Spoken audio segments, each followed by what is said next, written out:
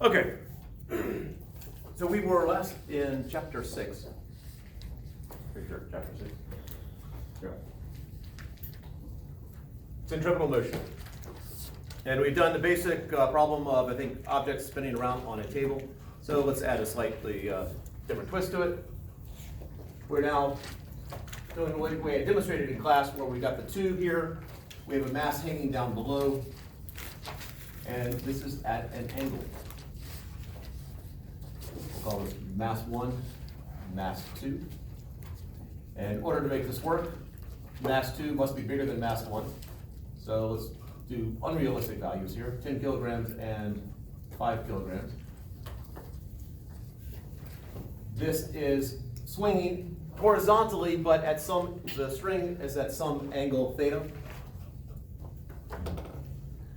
Let's see if I can make that darker. So we have some angle theta here.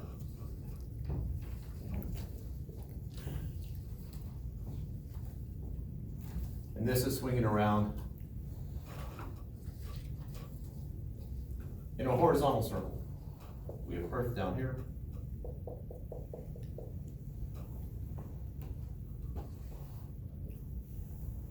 Just make sure I'm still on screen, so slightly off.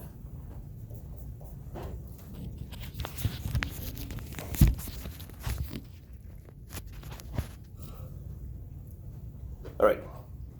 And this way we also get Ben's right shoulder.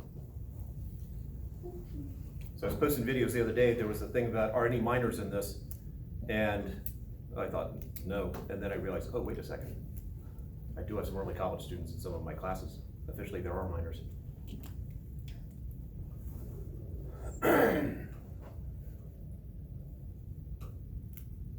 So this one down here is an equilibrium.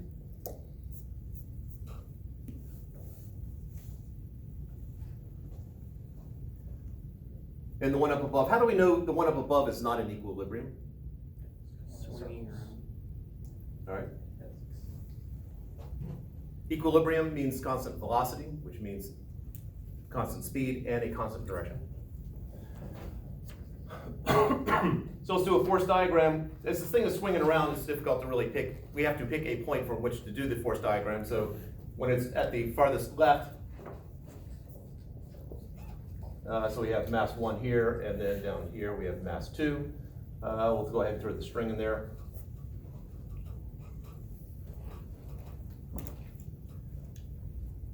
Let's go. Forces.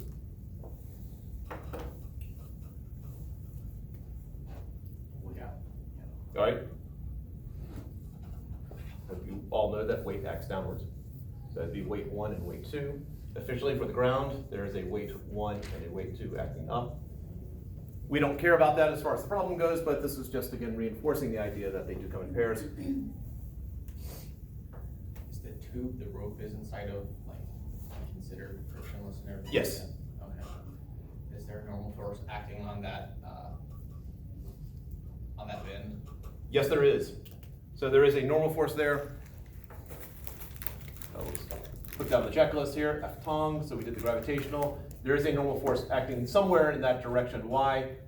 I guess if we threw the tube in there, there's a force acting in the opposite direction on y. Or y is acting in the opposite direction on the tube.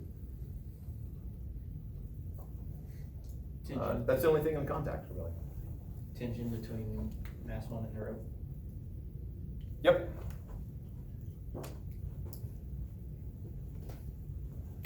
So we'll have a tangent acting this way and this way. Tension between mass 2 and the rope. That way and that way. We have only one rope. We've taken care of both ends, so tension is done.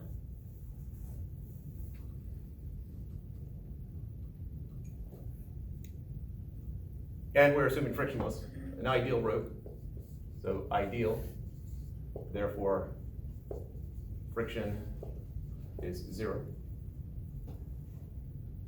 And if we wanted to bring the tube into it, there's something obviously holding the tube up, but what we really care about are this and this.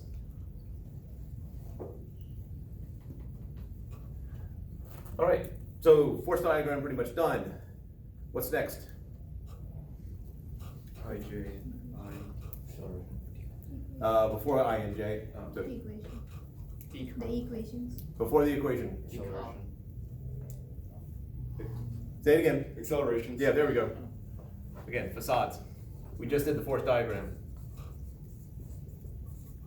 The equation is here, decomposition is here. Our I and J is here. Acceleration. I guess we were slowly, like salmon, working our way backwards. So what is the direction of the acceleration of mass 2? Zero. There's no acceleration. All right, so we can pick anything we want. What do you want to pick for the positive direction? Point one was. No, for the positive direction, Positive direction. up or down? Upwards. Up, all right, I heard up first, so up is positive. All right, for mass 2, what is the direction of the acceleration of mass, for mass 1, what is the direction of the acceleration for mass 1? Yes, acceleration is in that direction right there. So we set up our coordinate system. I would recommend one of them in the direction of acceleration. So I'm going to set up I and J. They are perpendicular, reinforcing that idea. Decomposition. Do we have to break anything up? Yes. Mass one, force. Wait, we have to, what are we breaking up over here? The tension. Okay. All right, so we have this, so mass 1 here, we have weight acting down, and then we have at an angle here, this tension, and that angle I've given to you is theta.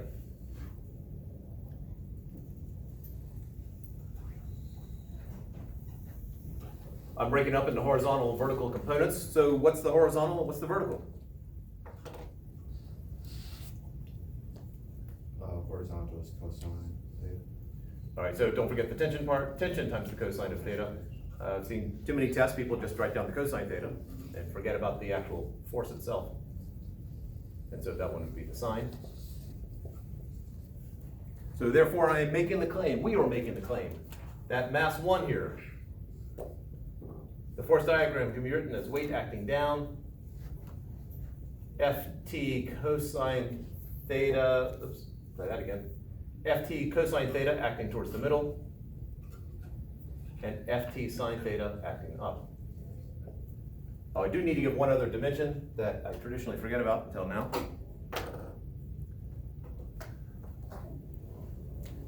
The length of the string from here to here, that is a horrible marker to use.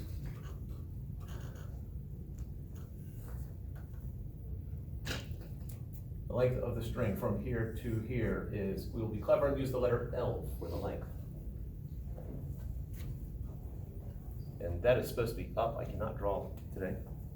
I'm gonna redraw this except slightly properly, so I'm not changing anything other than my arrows. So weight should be acting down. Acting up should be Ft sine theta, and acting to the right is Ft cosine theta. All right. How many equations, oh, that's the decomposition phase. How many equations of motion will we have?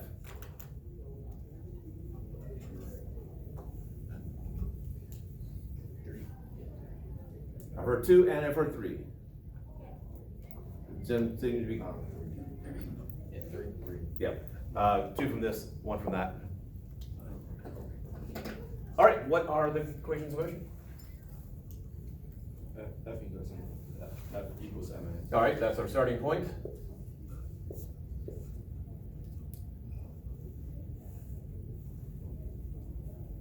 Ft, minus W of 2 equals 0.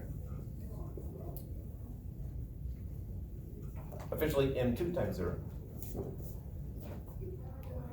And there's one down.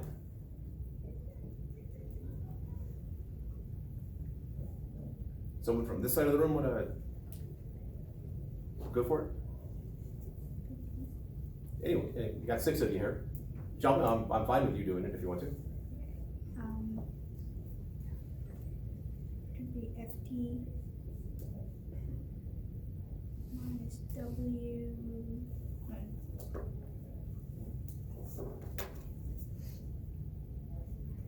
Two, W2, That one's already been done. W1. FT minus W, oh, there should be a 1 right there. Okay, FT, don't, there's a sign there. So FT sine theta minus W1, Plus FT cos. No, that's the equals M1 A. Acceleration Z. 0. why is it 0 and not just A? Yeah, It's- equilibrium. We're talking, There's no. this one is not in equilibrium, but Oh, why is that oh, equal to there's 0? There's no acceleration. Accelerations of the Yeah. Yeah, we again set up a coordinate system so that one of them is in the direction of acceleration, so the other way would be 0. So M1 times 0.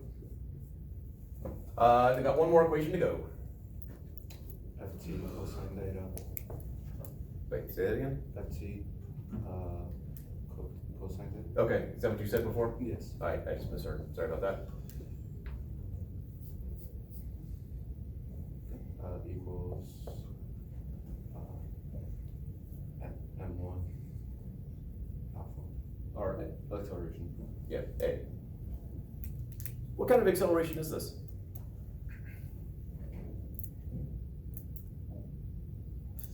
Centripetal. Yes, we'll see right there. I mean, in terms of the test, if you don't write the C, that's fine as long as you get the next step. But just want to reemphasize, this is centripetal acceleration. In other words, acceleration because of the change in direction. Let's throw in one other. We'll throw in the rest of it when we need it. Okay, that's done. What's next? All right. So, for what do we have a formula?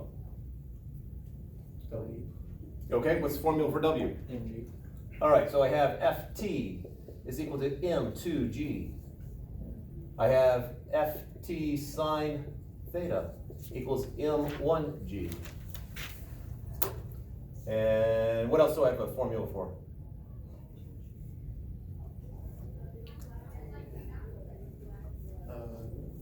W1. I did the W1 already. Oh, I'm sorry. Tension. No, there's no independent formula for tension. Tension is always specific to the problem. Could we solve it for the acceleration by dividing the mass one? Or dividing- We're looking for, right now, for the substitution phase, we're looking for independent formulas. Things that are always true, regardless of what this is. What's the formula for acceleration?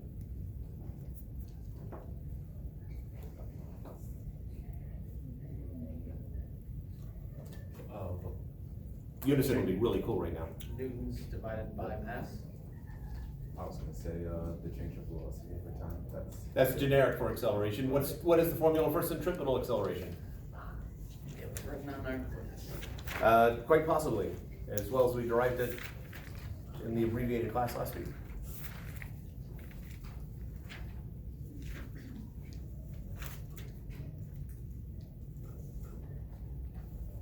E squared over R and times R hat. All right, the R hat is a directional thing. There should be a negative sign in front of that also. That's just indicating towards the center. Rodrigo, you can put that away probably. It looks like you're doing something else. So we have Ft cosine theta, which is already towards the center, is equal to M1 V squared over R.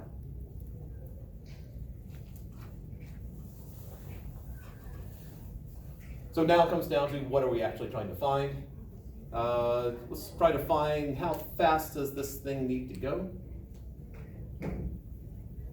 Or, let's see.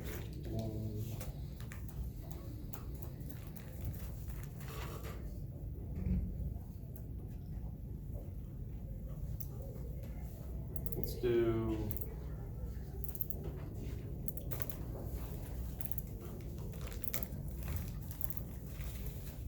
Finding V actually would be a little bit tricky here.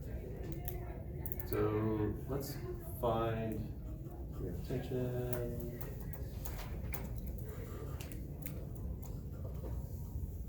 Let's solve for tension as a function of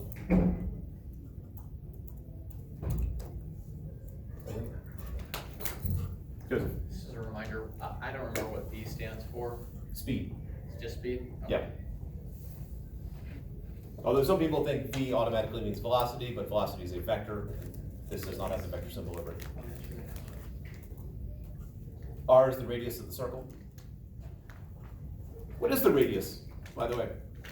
L. No. What circle is that thing traveling in? Just in the air, which way is that thing traveling? Pardon? Looked it, not. Well, that, in theory, we'll pretend it's close enough to a perfect circle.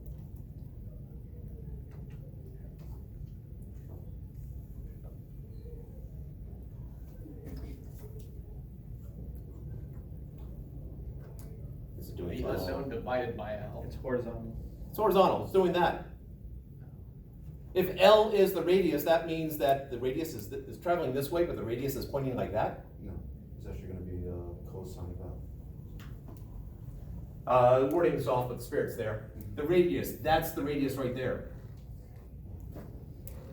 So if this length here is L, this is my radius, that angle there is theta. What is the radius? Now let's get more specific. Oh, okay. That should be cosine theta R over L. L cosine theta. Okay, and then solving for R, this is L cosine theta. All right, so for this problem, we do have an equation for R. There is an alternate formula for centripetal acceleration. Haley said V squared over R, but there was another one that I usually do after that. Is it M1, M2? No. RW squared over R. Is that right? All right, so we'll rederive it. That's where you went with that. V is equal to omega R. It's an omega. Oh, omega, sorry. This is speed. This R is the radius. What is omega?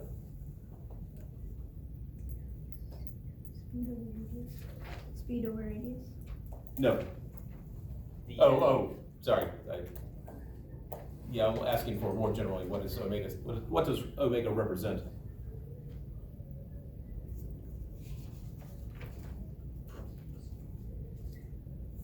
Angular speed.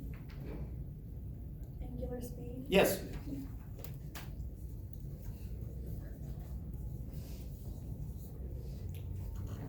Think back to there's the wheel. As I take this wheel and I spin it around. So we have points out here, and then we have this piece of tape at basically the midpoint in the spoke, and there's a piece of tape here. So which is traveling faster? We have a point here versus a point about halfway between the axis and here. Which one travels with a greater speed? The outermost one. Why? Because it has to travel a farther distance in the same amount of time. All right. And so it does have a much faster speed. Matter of fact, if this is indeed halfway, the speed here is twice as much. It has to go twice as far. However, everything is rotating together. They are all traveling through the same circle in the exact same amount of time. And so this is when we have to get to another description here. These points out here are traveling faster, have faster linear speed, but they have the same angular speed because they travel through the exact same angle in the exact same amount of time, as is true of pretty much any rigid body. Now, if this thing were made of jello, it probably would not be the case. It's not considered generally a rigid body. But rigid body, everything is, if anything's rotating, everything's rotating at the same rate. So that's angular speed. Angular speed being the angle it goes through divided by time.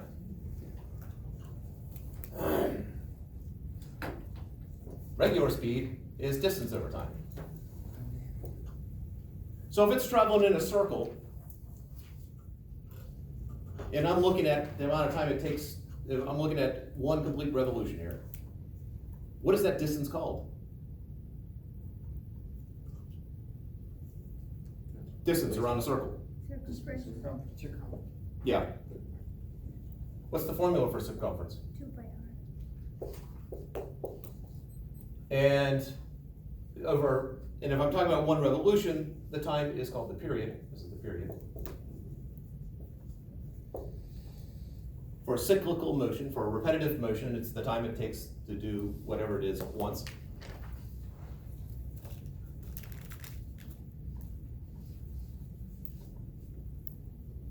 And 2 pi is actually the angle in terms of radians, the angle it takes to go around. So that would just be theta r over t. And that's omega right there.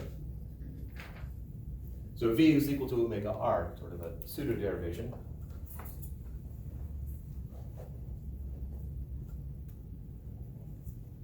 So we have centripetal acceleration. Let's see, like people have this down. Centripetal acceleration is v squared over r, and v is equal to omega r. So this is what Haley, I think it was Haley said this. I was giving you credit. And so I square this, what's inside here, so I get omega squared r squared over r. One of those cancels out, and I'm left with omega squared r.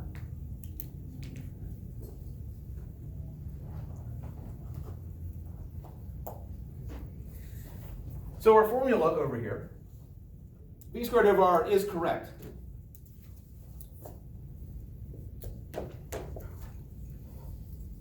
But I could have done m1 omega squared r. As a matter of fact, in this particular case, it's a little bit more convenient. This will play very directly into the lab that you're going to do on Tuesday. I erased too soon. Omega equals delta t.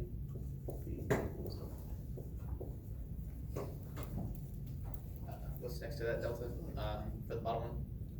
That delta t, Sorry, I meant above that. Yeah, that one. that's delta x. Okay. Distance. Yes. Which I knew, so I feel not asking that now. No problem.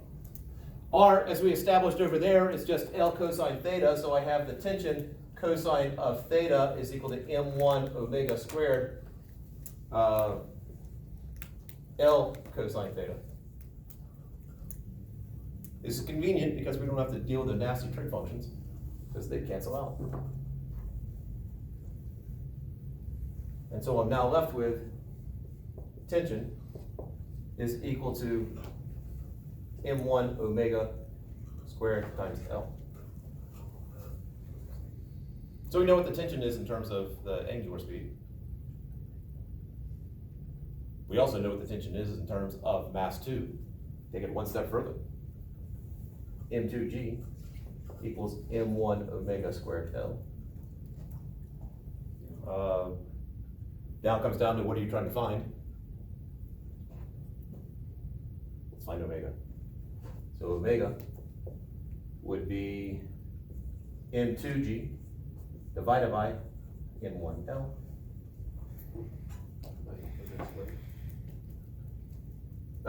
Square root. Thank you. So that's how fast, that's the angular speed of the object in order to maintain the system here. So if I know what m2 and m1 are, I can then predict what the angular speed is.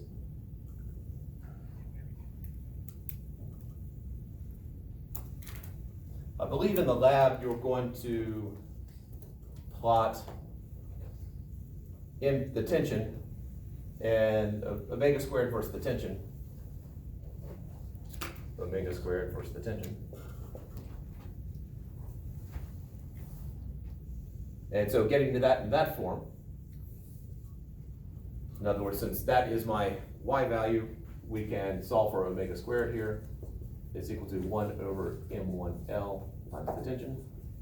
And so that's in my y equals slope x plus b form, plus 0.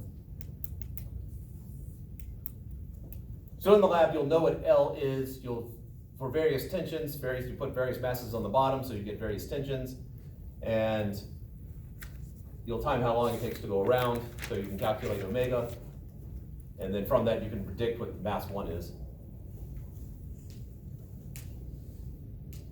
And most people will be within 40%.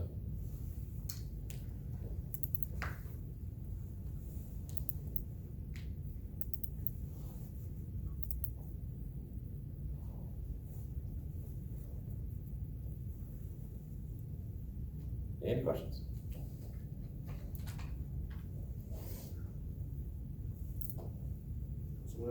So notice like you have like in commas, like where's that supposed to be?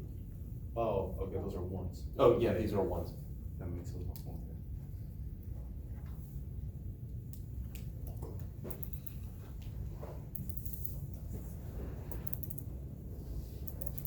At this point, I didn't clearly state what we were trying to find, just doing an exploration there. But in the lab on Tuesday, you'll have something more explicit. Questions?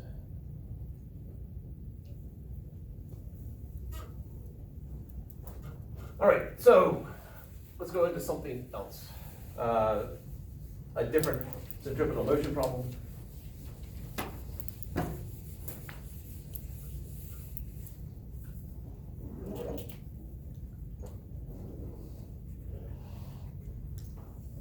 The racetrack.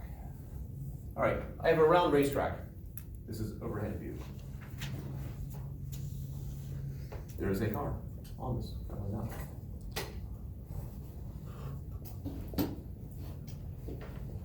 If I write mu is equal to 0 here, what is that telling you? No friction. So the question is, how fast does this car need to go in order to be able to make it around the track without falling off, without sliding to the top or the bottom? Give some information, so from a back view,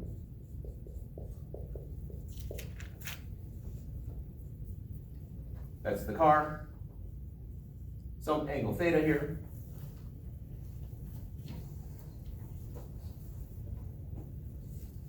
Car is some mass m. Oh, and I do need to tell you, the radius of the track here is r.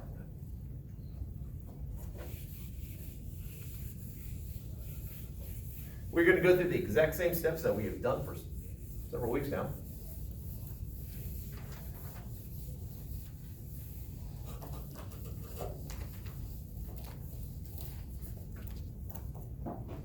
The first step. All right, we'll simplify it down to just the car. What are the forces acting on the car? Wait, Down and up. You said down and, up on the ground. Yeah. Well, we're not drawing that this time, but there is one up on the ground indeed. What else? normal force perpendicular to whatever surface is on, Okay, pointing which way? like this. All right. It's the exact same force diagram as box on ramp.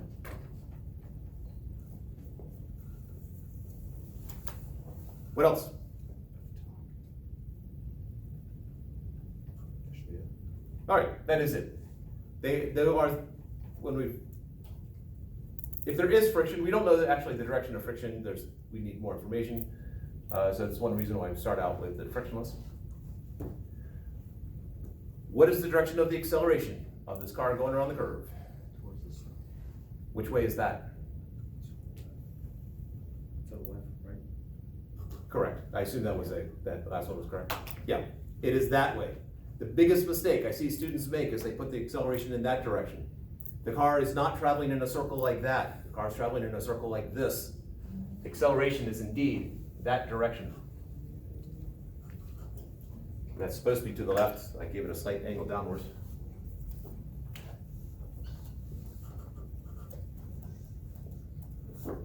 Marginally better. Therefore, what am I breaking up? The normal force. All right. So let's do this without doing any geometry here, other than, let's see if we can draw, let's make theta small. I know one of them is going to be y cosine theta, the other is y sine theta. So the question is which one's cosine, which one's sine. So I'm going to draw this at a clearly small, an angle clearly less than 45 degrees, despite the way I drew it right there. Normal force is this way, because it's perpendicular. I'm breaking it up into components.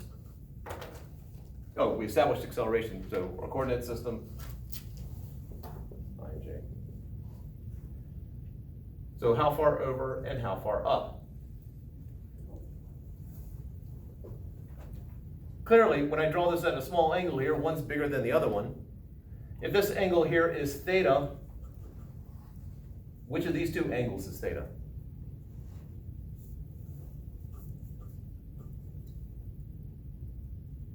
Top, Why? size comparison. Yeah. Yeah. This the skinny angle? That's the skinny angle. You could go through the geometry of it, that works also. If you want to do more of the geometric approach, then really don't have to draw it to scale or anything like that. Normal force is perpendicular to the ramp here, that's 45 degrees. If that angle there is theta, that has to be the complement of theta over here. Since I'm breaking theta up into horizontal and vertical. Well, if that's theta prime, and that's a right triangle there, that has to be theta up here.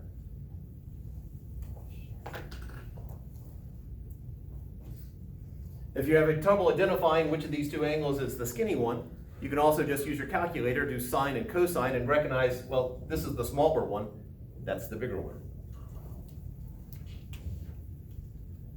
But ultimately, what we have here, we have weight acting down, we have y cosine theta acting up, y sine theta acting to the left.